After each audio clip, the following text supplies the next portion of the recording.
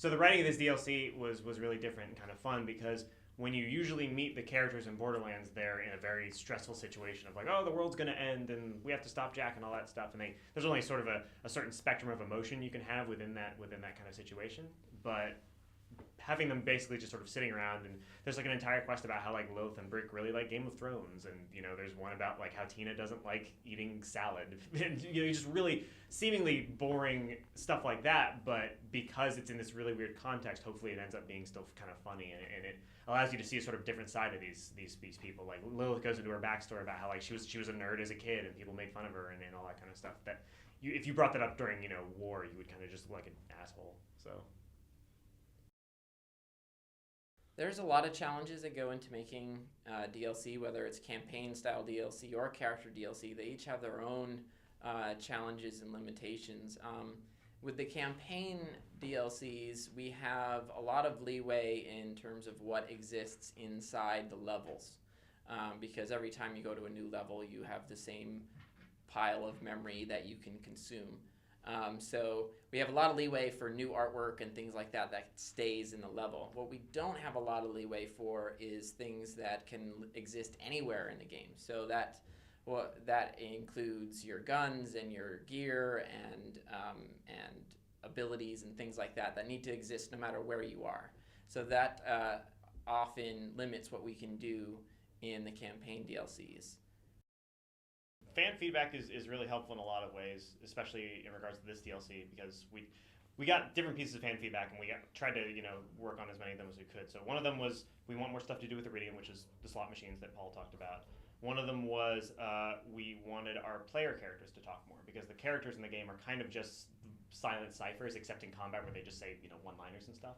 We got a lot of people saying, that's cool, but we kind of want them to talk during the plot and be relevant during the plot, so we added a bunch of sections in the plot where depending on what character you are, you'll hear different dialogue, essentially. And that was kind of fun to do. If you have things that people, that one person loves and another person hates the exact same thing, we're generally like, okay, we're in a good place, because those are the kinds of decisions that we want. So we're always looking for ways within our characters, within our weapons, within our gear to make things that are going to create strong reactions in one way or another. Another thing that we take a lot of feedback and are listening to is our fans will let us know about little bugs and other glitches that they've come across. And what's nice about campaign DLC is they always come with a title update.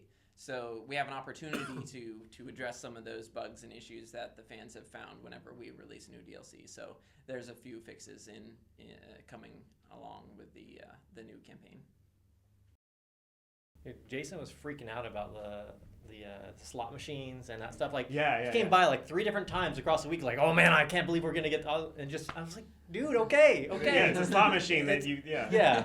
Calm down. He's like, because he does. Because it's Jason. Yes. What they're talking about is we have a new slot machine. Everyone loved the slot machines. That was probably the most exciting new feature of Borderlands 2 for the fans was the slot machines that you found in Moxie's a bar. Instead of doing missions and fighting monsters to get your guns, you just had to pull a lever. Do you like Borderlands 2 but hate all that strategy and fun? You'll love this. Just pull the lever. Well, it turns out a lot of people like to pull the lever just as much as they enjoy the rest of it. So we had a problem, which was players have spent all the Iridium they could on all the upgrades that they had, and there was nothing more to buy with their Iridium, but they have a giant pile of it. So for this DLC, we wanted to make sure that there were some new things that players could use their Iridium for. And so this slot machine that Jason was excited about is a new way for people to spend Iridium. So this is a slot machine they can spend their Iridium on to get new gear and loot. So and it's all Tiny Tina and medieval themed and everything. So we're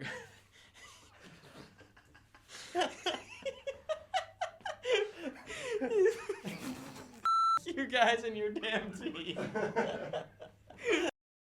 We have some new weapons in the DLC, but and we really wanted to try to capture that swords and sorcery kind of feeling with them. So, for example, we have grenade mods that are named after famous spells from your tabletop game. So you might find a grenade mod called Magic Missile, and it works a little different than regular grenades that kind of lob in and bounce and explode. They kind of shoot out straight and have sort of magical visual effects.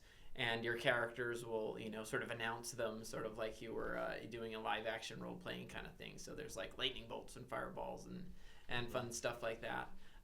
We even have a gun that shoots swords, which was kind of fun. That explode. Because we wanted to, how can we get swords in there? And that's so our vessel for all that kind of stuff is the weapon. So you find this really wacky gun that shoots these little bitty swords that explode into more swords and so on. So we had a lot of fun with exploring some of that.